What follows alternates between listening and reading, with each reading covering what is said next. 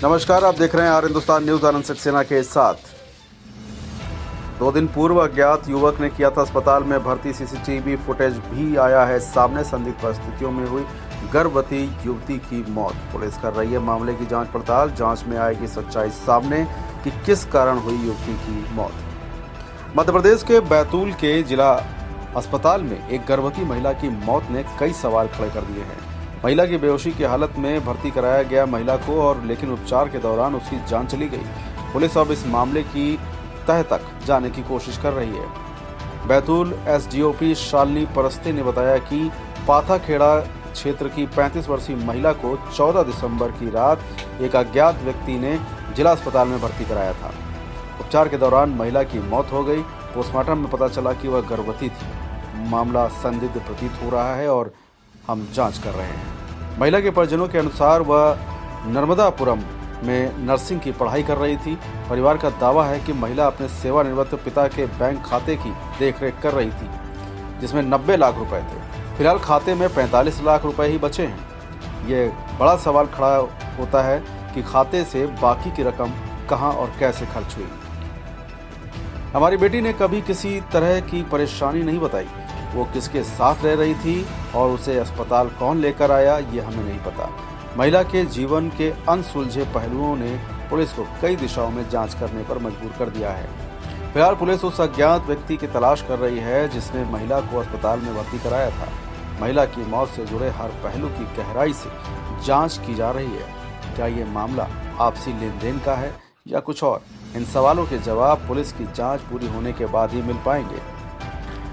बैतूल मध्य प्रदेश से शशांक सोनकपुरिया की रिपोर्ट। फिलहाल आप सुरक्षित रहिए, जुड़े रहिए आर हिंदुस्तान से। नमस्कार।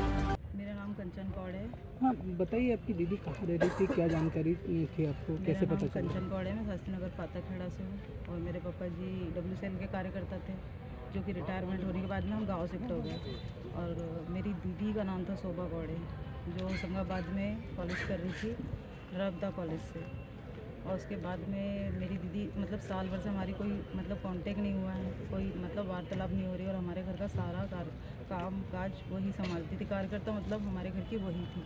1 साल से कोई कांटेक्ट नहीं हो रहा है और कोई बात नहीं हुई। और आज मतलब उसकी मतलब हमको बॉडी यहाँ से मिली है। क्या पता चला पुलिस चौकी में ये पता चला कि भाई शोभा कौड़े है और यहाँ पे 2 दिन से वो यहाँ पे मतलब रखा गया है उसको एडमिट करने के लिए। और एडमिट करने के लिए उसको पवन पवार ने लाया था। कितना पैसा था उनके पास में पिताजी का? पापा जी का सब पैसा उसी के पास में था, क्योंकि वही कार्यकर्ता थी घर की। कितना रहा होगा लगभग? समथिंग 45-50 के लगभग उसी के पास में था।